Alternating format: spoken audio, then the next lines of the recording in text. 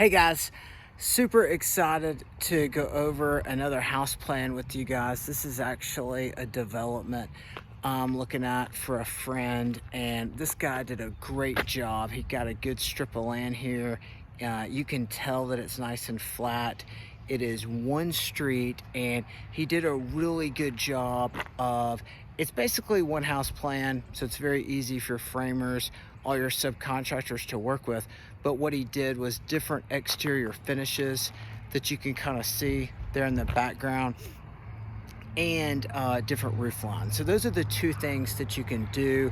Super easy for your framers and roofers to do that for you, and it doesn't make it look all the same at all. He did a great job, and I like this plan so much that I'm actually going to give you guys a tour.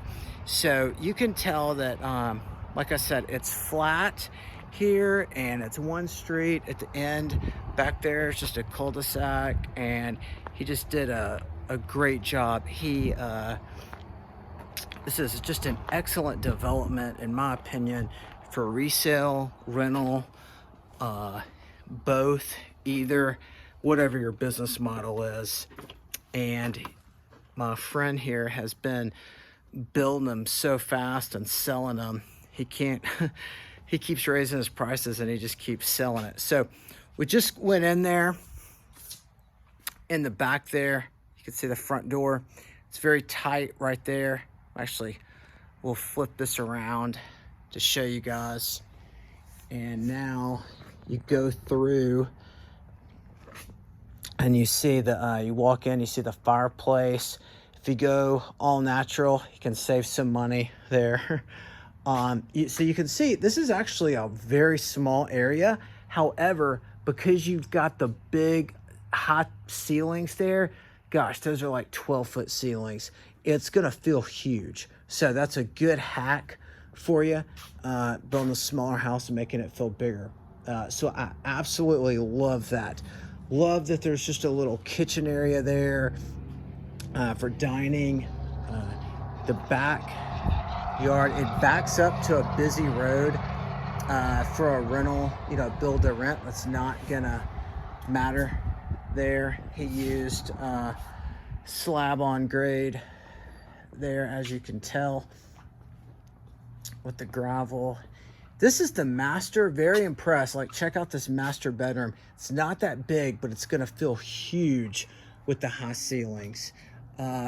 Again, master bath isn't that big. Master closet's decent, let's call it. And I'm about to show you my favorite part here. All right, good deal. So this is, so far this is like your standard 3-2. A little bit of hack. The high ceilings is gonna make it feel huge, right? So here's one of the bedrooms.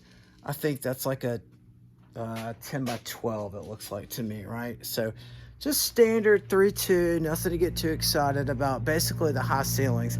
But this is where so I'm looking at building these, and my friend wanted me to come check these out. So this is when I got really excited. So we're walking up to an attic. So usually it's a pull down stairs, right? And then this is where people start saving money, right? Just pull down stairs, no attic. Well, they built stairs here. So a little bit of extra money, right, for framers but check this out. Huge attic for storage. So this will be, I think this is why he's selling these so fast. And if you rented them, they would absolutely rent for a premium dollar, because if you've got this is probably a 15 by 20 area. You don't have to, pay for self-storage, right? You can store it climate controlled up here. And it's just a cool bonus room to finish out yourself for future use. This is a very affordable product. So it lets people get in, and we actually did this with our own house. There was, we were tapped out where we live now, but there was an area about this size actually, and we couldn't finish it out. But a couple years later, we built up a little cash and we built it out ourselves.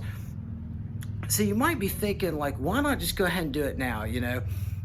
For resale or rent. Well, the thing is it adds more cost than you realize with flooring, insulation, drywall, paint, lighting, and the real killer is the HVAC unit. It's several thousands of dollars just for that. So after that, it just really starts to drive up your cost economically for both resale and for to rent. You're not going to get your money back out of that.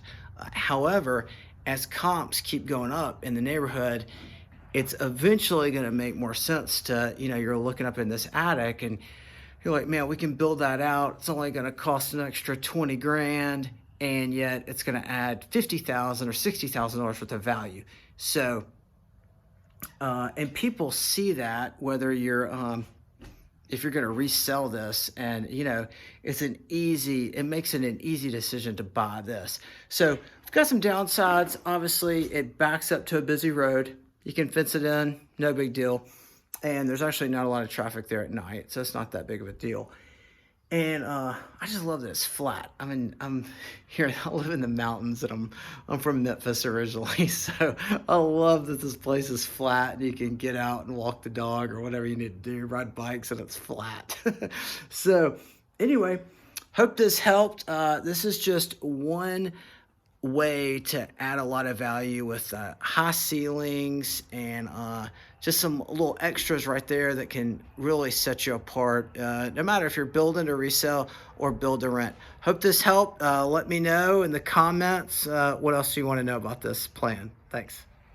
Hey guys, we are in the garage. You've got a double garage, which is very great for resale. As y'all know, I don't like garages for rental property. You don't really get credit for them. However, it's good for resale, and you do get a little bit of rent in there. However, I wanted to point this one thing out, and this is a new trend people are doing. So this is where the water heater is going to go, and just be really careful when installing water heaters in the garage. The reason they've started doing this is a new trend, is to save space. You basically get an extra closet out of this, or get closet space by putting your water heater out in the garage. However, you really want to make sure your water heater is insulated to save money for your tenant or just whoever's going to buy the house. It's just they're like $3 or $5, something on Home Depot. It's less than $10, and it saves you. You make that money back in like a month or 2 months or something. And so it's just something easy and simple to do that I see a lot of people skipping on, and it just drives me nuts. The other thing that I want you to be careful though on is you want to make sure that there's some kind of barrier. So whether it's your code, there's usually a code requirement depending on where you build, but you want to make sure that you put some kind of barrier in the garage so somebody doesn't accidentally hit the water heater when they pull in. I'm not a fan of it in the garage because I typically have a lot of bicycles and just stuff in my garage, so I don't really have space for a water heater anyway. However, I get it that you do add closet space or an extra closet, so it's worth it, and a lot of people love it actually in the garage because a lot of people don't have as much junk as I have, like in my garage. So just wanted to point that out. I love the high ceilings though in this garage. Looks like it's gonna have some extra lighting, which is gonna be great, and just a great house plan. Hope this added some value. Thanks.